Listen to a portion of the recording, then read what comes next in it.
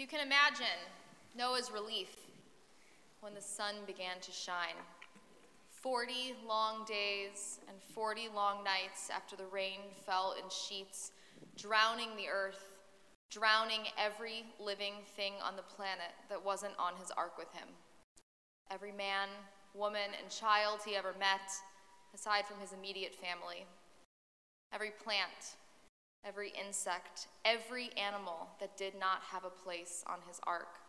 40 days and 40 nights they survived on this vessel made of wood at God's command, shifting, turning, churning in the dark waters of creation as they flooded the world. Even then, it was another 11 months before the waters fully receded. A year on this ark, trapped and terrified. You can imagine Noah's exhaustion. He built this massive ark with his own two hands. He endured the jeers and the mockery and the violence of his peers. He worried endlessly about the safety of his wife, his sons, their wives. Noah mourned the loss of everything and everyone he knew and loved. He worried, would he be able to feed his family on this ark, to feed the animals, to nurture them, to keep everyone and everything alive, despite the trauma, the suffering, the claustrophobically close quarters. And you can imagine, just imagine how good it felt to step out on dry land, to feel the soil beneath his feet, to feel the heat of the ground, and feel that maybe, just maybe, everything was going to be all right. To praise God, to plant a beautiful vineyard, relishing in new life all around. But still, despite his survival, there was so much pain. And the vineyard, well, the vineyard yielded wine, and Noah drank, and drank, and drank, and passed out in the safety of his home, in the darkness of his tent, with the world quiet and still all around him. This is the part of the story we do not share with our children, as they draw pictures of smiling animals walking 2 by 2 into the ark, and the beautiful, colorful rainbow covering the sky with shimmering clouds all around. We don't talk about the rest, where Noah's son walks in on his father, uncovers his nakedness, and runs to tell his brothers what he saw. Noah's son betrays him. The act is interpreted in our tradition as rape, his son taking advantage of him in a moment of true vulnerability.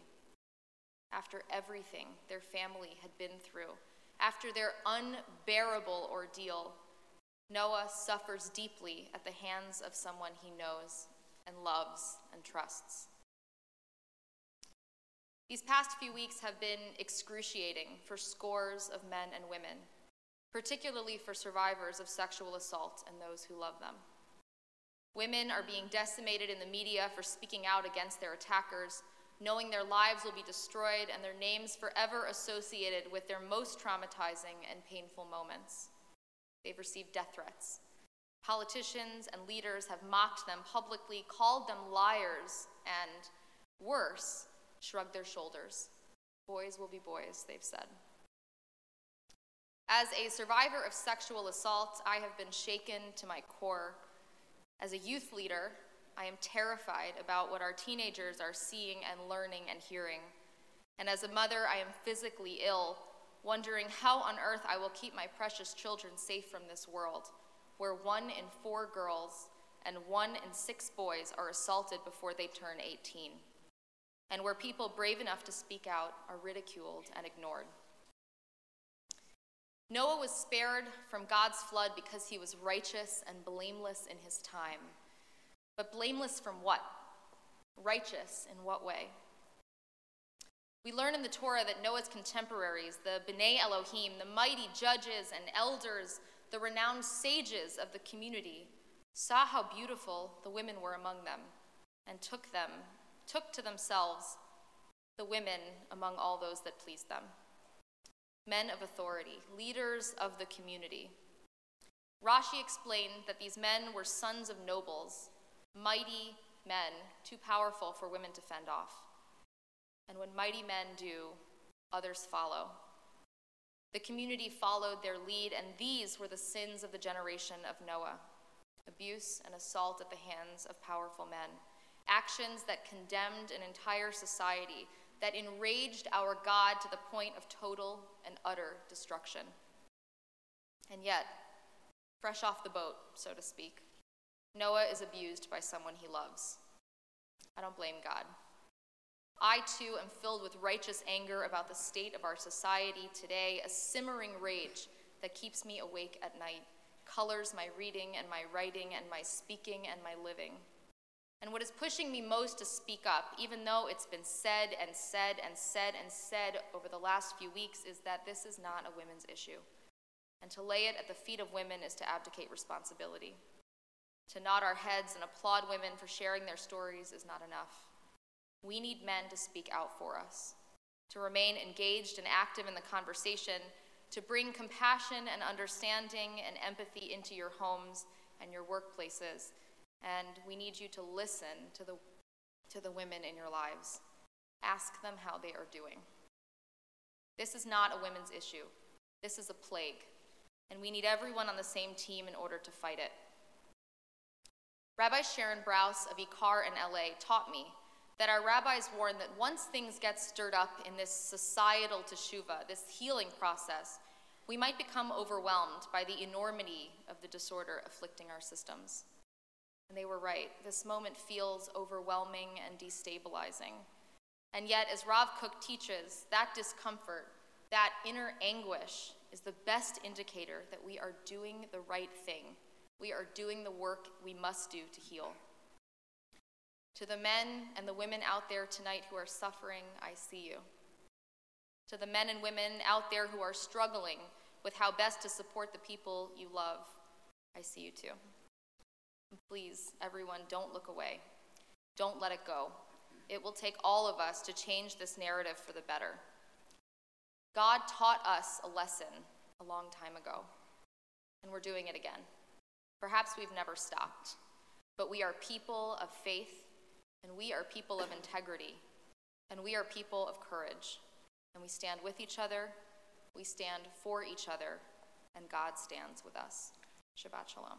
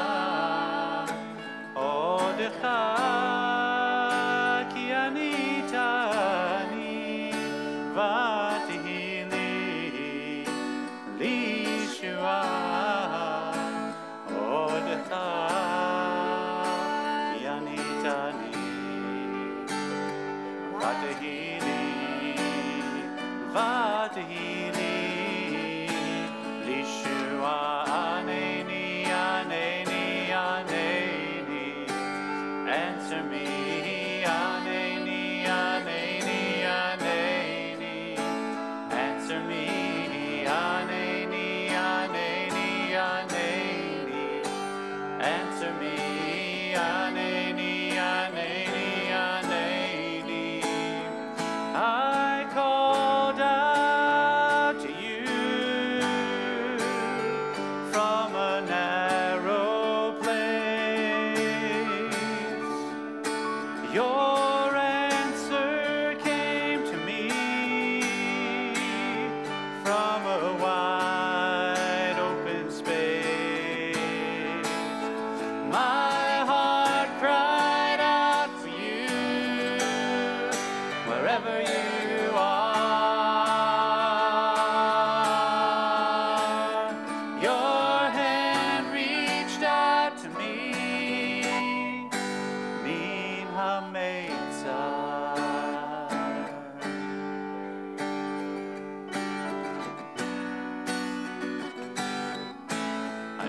together.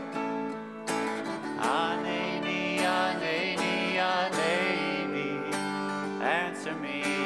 Aneni, Aneni, Aneni, answer me. Aneni, Aneni, Aneni, answer me. Aneni, Aneni, Aneni, one more time, answer me. Aneni, Aneni, oh Aneni, answer me. Aneni, Aneni, Aneni, answer me. Aneni, Aneni, Aneni, answer me.